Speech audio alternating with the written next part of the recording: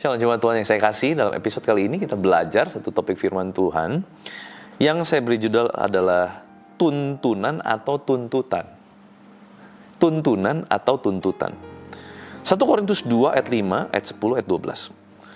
Supaya iman kamu jangan bergantung pada hikmat manusia, tetapi pada kekuatan Allah. Karena kepada kita Allah telah menyatakannya oleh Roh Kudus, sebab Roh Kudus menyelidiki segala sesuatu, bahkan hal-hal yang tersembunyi dalam diri Allah. Kita tidak menerima roh dunia, tetapi roh yang berasal dari Allah, supaya kita tahu apa yang dikaruniakan Allah kepada kita. Saudara-saudara, dikatakan roh Allah maksudnya ya, Roh Kudus menyelidiki segala sesuatu, bahkan yang tersembunyi di dalam diri Allah. Nah, kita tahu gak ada yang dapat menyelami Allah selain roh Allah itu sendiri. Dan sekarang kita tahu, kalau kita punya roh Allah, kita punya Roh Kudus dalam diri kita, jadi ada satu kunci yang Tuhan berikan untuk membuka sebuah potensi rahasia besar dalam kehidupan manusia, yaitu mengetahui tentang diri Allah, pengenalan akan Allah. Roh yang kita terima bukanlah roh dunia, tetapi roh yang berasal dari Allah. Jadi jelas bahwa roh itu harusnya bukan roh yang membawa kita kepada keduniawian, tetapi justru roh itu akan menuntun kita kepada kebenaran Allah, kehidupan roh yang lebih lagi, bukan kehidupan daging yang lebih lagi. Saudara, hari-hari ini kita perlu cek kemana hati kita condong. Apakah kepada Allah dan kehidupan rohani yang sehat, atau justru kepada kehidupan duniawi dan keinginan daging. Contoh, pengen makan yang lebih enak, lebih mewah, lebih mahal, bisnis lebih diberkati dan lebih diberkati, lebih naik lagi,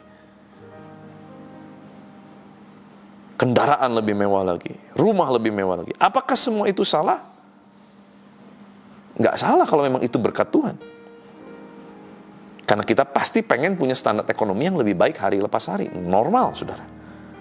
Tetapi kalau itu hanya menjadi tujuan kita satu-satunya, yaitu tujuan-tujuan duniawi, berarti yang menguasai hidup kita adalah keinginan daging, bukan lagi keinginan roh. Apakah semua yang kita ingini itu adalah sebuah tuntunan roh Allah, atau justru tuntutan prestis dari dunia? Banyak loh hari-hari ini anak-anak Tuhan jatuh dalam investasi bodong. Kenapa? Karena merasa ada tuntutan prestis. Tapi kan Pak, kalau saya diberkati lebih lagi kan nama Tuhan dimuliakan. Apakah betul demikian? Apakah satu-satunya cara Tuhan dimuliakan lewat hidup kita hanya karena kita diberkati secara finansial? Mari kita renungkan, tentu jawabannya tidak. Itu hanya salah satunya saja. Kalau kita diberkati secara finansial, puji Tuhan. Nama Tuhan bisa dimuliakan, puji Tuhan. Kita bisa memberi, memberkati orang, puji Tuhan. Tetapi kembali kepada motivasi terdalam. Apakah itu tuntunan Tuhan atau tuntutan dari orang sekitar? Tuntutan diri kita, tuntutan daging kita. Ayo kamu harus lebih kaya dari dia. Kamu mobilnya, oh dia bisa pakai mobil itu, kamu harus pakai mobil ini. Dia mobilnya roda 4, kamu harus roda 5. Itu adalah sebuah tuntutan. Bukan lagi tuntunan.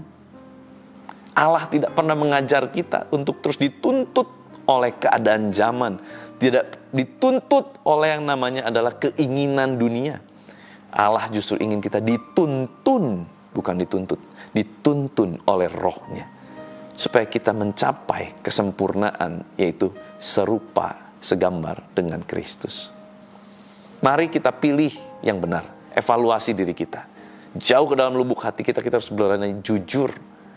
Jangan sampai kita akhirnya jatuh karena kita dituntut oleh dunia, bukan dituntun oleh roh Allah.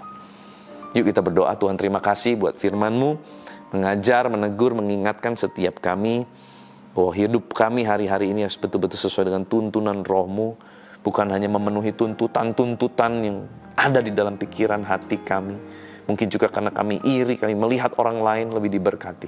Bukan itu Tuhan. Tetapi sungguh-sungguh hati kami hanya ingin rindu dituntun oleh roh-Mu.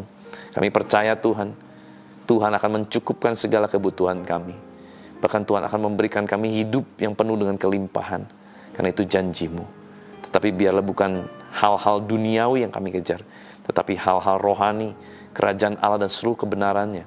Itu yang terus menjadi keinginan kami, passion kami untuk kami kerjakan. Terima kasih Tuhan, berkati seluruh anak-Mu. Aktivitas mereka sepanjang hari ini kami serahkan dalam tangan-Mu. Biar Kau yang jadikan mereka berhasil.